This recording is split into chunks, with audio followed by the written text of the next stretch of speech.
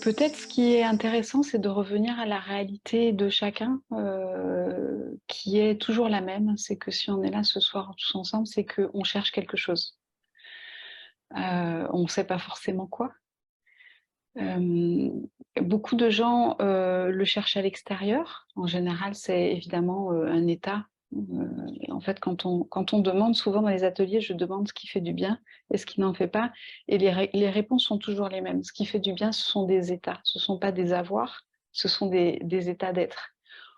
Ça, c'est une théorie, mais dans la réalité des faits, c'est comme ça. C'est-à-dire que, ce qu'on recherche, c'est toujours la paix, la joie, l'amour, ces grandes, la sérénité, ces grands poncifs qui sont pas que des poncifs, qui sont vraiment, notre socle, le socle de nos enthousiasmes. C'est parce qu'on a l'idée qu'on va trouver ça, qu'on se met en mouvement. Hem, beaucoup, jusqu'à présent, beaucoup d'humains, ont pensé qu'on le trouvait à l'extérieur. Si on est là ce soir, c'est que nous, on a commencé à se dire qu'en fait, il y avait un petit attrape-nigo dans cette affaire d'extériorité et qu'on allait plutôt, regarder à l'intérieur. Et si on est là ce soir, on va pas la refaire parce que tout le monde a très bien compris qu'en fait, par définition, l'état d'être, ça nous appartient. On voit bien qu'en fait, l'environnement n'a rien à voir finalement avec, notre la qualité de notre vécu. Du coup, on a cette, impulsion, cette révélation, cet éclaircissement, ce discernement d'aller chercher à l'intérieur comment ça fonctionne et qu'est-ce qui conditionne le fait d'être dans un tel état plutôt que dans un tel autre état. Et là, on commence l'exploration intérieure qui, bien sûr, va révéler les sphères d'expérience, comment fonctionne le mental, l'émotionnel, etc., etc. Mais surtout, du coup, en fait, ce qui est très précieux, c'est de constater à quel point, hem, quel que soit le motif de la quête, que ce soit parce qu'on veut se soulager d'une souffrance, ce qui est souvent le début, que ce soit parce qu'on veut comprendre, parce qu'on a l'intuition qu'il y a plus grand que ce qui est déjà vécu, que ce soit une quête, éminemment spirituelle dès le départ qui est posée comme telle, on a déjà le pressentiment, l'intuition, la sensation que c'est intérieurement qu'on va le trouver et pas extérieurement.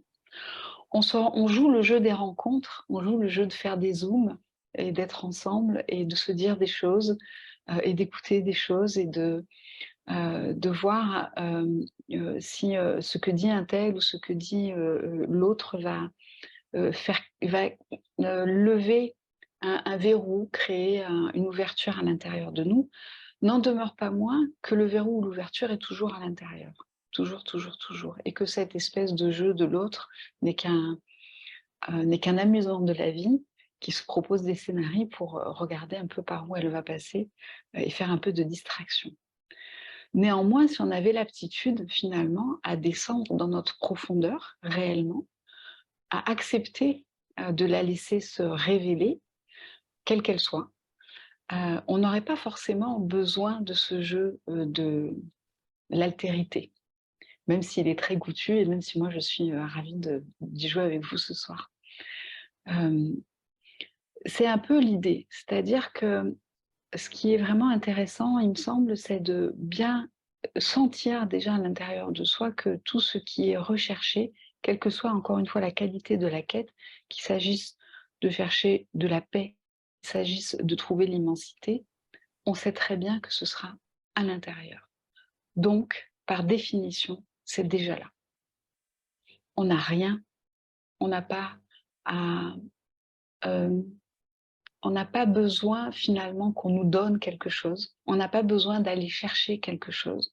On a besoin, où on a l'élan, où on a la possibilité de se laisser faire pour descendre toujours un peu plus profondément à l'intérieur de nous et démasquer ce qui pour l'instant n'est pas accessible, mais qui est, par définition, déjà là.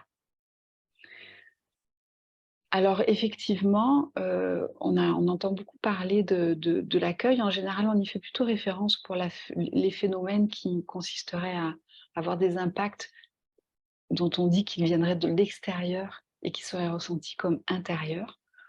C'est toujours délicat d'employer ces mots parce que, en vérité, tout est dans notre conscience, sinon nous n'en aurions pas conscience. Donc c'est difficile de mettre un extérieur et un intérieur, mais jouons le jeu de cet état de fait qu'il y a un extérieur et un intérieur. Et effectivement, il y a des phénomènes qui vont susciter des réactions qu'on aura tendance à vouloir rejeter. Parce qu'ils seront désagréables, inconfortables, etc. On ne va pas la refaire, tout le monde la connaît par cœur. Celle-là, je crois qu'on peut cocher la case, c'est bon. Et on a tous aussi très bien compris la théorie que chaque rejet, en fait, est un refus de soi-même, parce que précisément, en fait, il n'y a pas d'intérieur et d'extérieur, et que donc, ça va projeter de l'énergie à l'extérieur de soi-même, et ça va nous amputer d'un bout de nous-mêmes, et ça va nous priver de l'accès à l'entièreté de nous-mêmes, et on a à trouver le moyen de réintégrer ce refus, en quelque sorte. J'espère que je suis suffisamment claire. Alors, on parle beaucoup de l'accueil. Avant, on parlait de l'acceptation.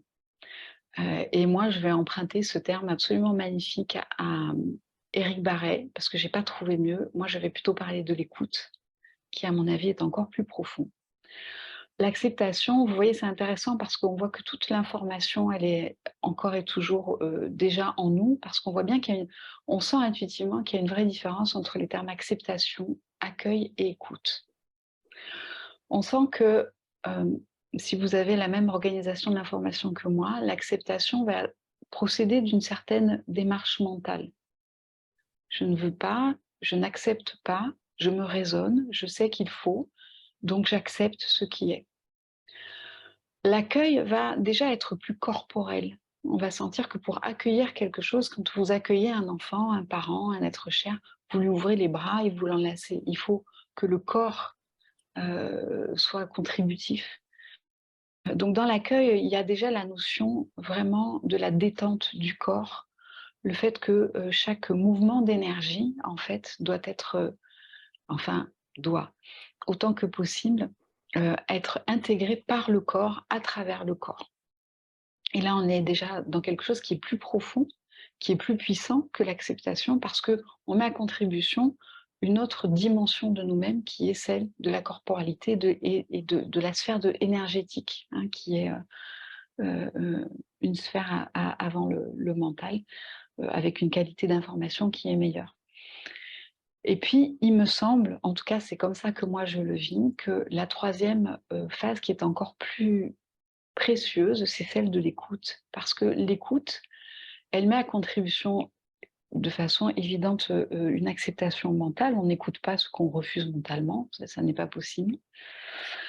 Elle met à contribution une disponibilité corporelle. Quand on écoute vraiment quelqu'un, on est engagé aussi avec le corps, on est engagé avec le cœur, on est engagé avec toute sa disponibilité.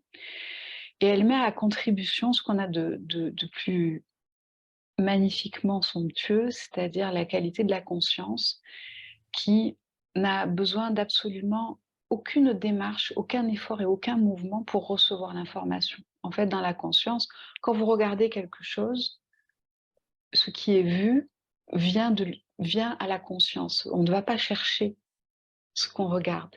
On n'a pas une volonté d'aller chercher ce qu'on regarde. Quand on entend un bruit, c'est la même chose. Ça pénètre, en fait. Il y a une pénétrance de l'information dans la conscience. Et quand on écoute sa profondeur, eh bien, on a cette possibilité de la pénétrance de la conscience ou de l'information qui veut se révéler à nous, à la conscience, dans cette passivité, en fait. Et c'est à mon sens encore plus précieux parce que dans l'accueil, il y a un mouvement, il y a une intention, mais donc qui dit mouvement et intention dit qu'il y a comme encore un petit intermédiaire, encore un petit obstacle qu'on veut franchir. Quand on est dans l'écoute, ça veut dire qu'on laisse rentrer ou on laisse sortir, peu importe, mais on laisse faire. On laisse complètement se déployer ce qui a envie de se déployer. Alors évidemment, là, le thème, c'était écouter sa profondeur. Des profondeurs, il y en a plein. Il